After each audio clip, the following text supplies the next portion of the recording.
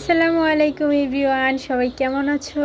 আলহামদুলিল্লাহ আমি ভালো আছি। আমি সাথী বলছি শরীয়তপুর থেকে। আশা করছি যে যেখান থেকে আমার ভিডিওটা দেখছো আই হোপ সবাই অনেক বেশি ভালো আছো। এটা হচ্ছে মঙ্গলবারের ভিডিও। এটা 23 তারিখের। তো আমি আসলে একটু বাজারে গিয়েছিলাম, আর বাজার থেকে মূলত ফল আর মুরগি আনার জন্য গিয়েছিলাম। 24 তারিখে আমার ছেলের জন্মদিন ছিল। তো দুইজন গরিবকে বলেছি, তারা আসলে গরুর গোশতটা খায় না, তার জন্য আর কি মুরগি আনার জন্য গিয়েছিলাম। তার পাশাপাশি এই ফলগুলো এনেছি।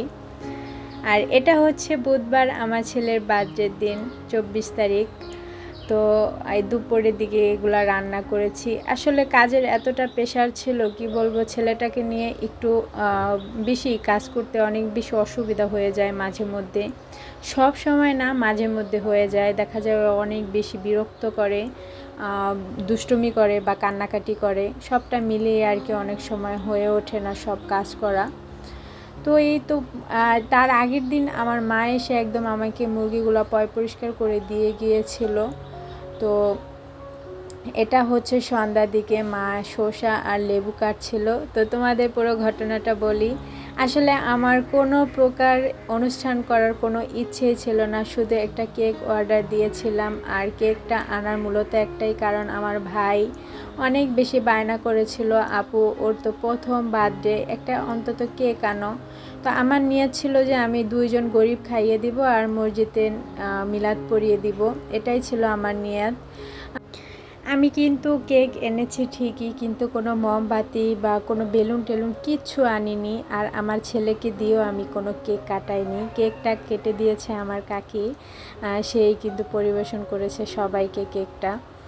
আমি যদি আগে জানতাম যে বিরিয়ানি রান্না করব, মা পায়েস টায়েস রান্না করবে, তাহলে আমি আরেকটু হয়তো বা বেশি করে রান্না করতাম, বা আরও আমার মানুষ ছিল তাদেরকে বলতাম। বিশেষ করে আমার ফ্রেন্ড সার্কেলদের অনেক বেশি মিস করেছি, কারণ ওরা অন্যরকমভাবে আমার ছেলেটাকে দেখে। তো একজন পাশেই ছিল আমার বাড়ির পাশে, তাদেরকে আমি বলতে পারিনি, এটা অনেক বেশি খারাপ লাগছে। আর এই যে দেখো, এই কিশোরদেরকেই আমি কিন্তু বলেছি, ওরাই এসেছে। আর ওরা এই যে আমার ছেলের জন্য এক একটা নিয়ে আসছে। তো আমি বললাম যে এগুলো না আনলেও হতো, কারণ ও গিফট সম্পর্কে কোনো বোঝে না, খেলনা বোঝে না। ও যাই দেই না কেন ও একদম ভেঙে টেঙে ফেলে।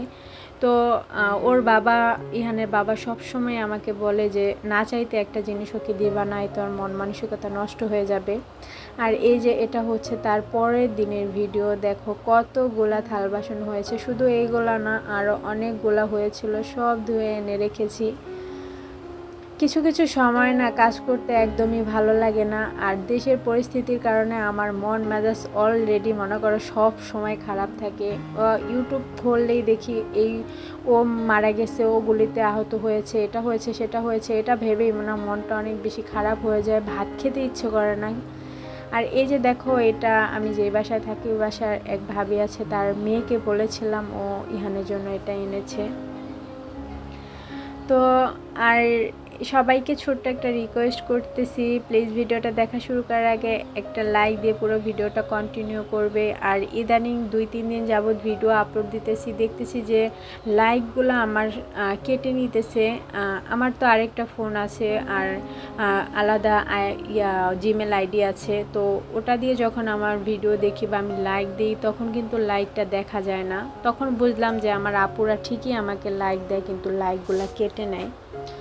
তো এটা হয়তো বা রিসেন্ট হইতেছে সবার সাথেই। আমি আরও 2-1টা ভিডিওতে দেখেছি যে আপুদের লাইক একদমই কম, কমেন্টের অনুযায়ী লাইক অর্ধেক আসে। তো এই যে এগুলো আমার ছেলেকে গিফট করেছে, এক একজনে এক একটা। তো আসলে ভিডিওটা আর বেশি বড় করছি না, তাই ডিটেলসে আর তোমাদের সাথে শেয়ার করলাম না। এই এই যে গাড়িটা দেখতে পাচ্ছ, এটা দিয়েছে আমার মা। আসলে মা দিয়েছে কিনা বোন দিয়েছে সেটা আমি শিওর না, কারণ দুইটার একটাও নাম ছিল না, কিন্তু দুইজনে দুইটা এনেছে। ভাইয়া নিয়ে আসছে আর কি।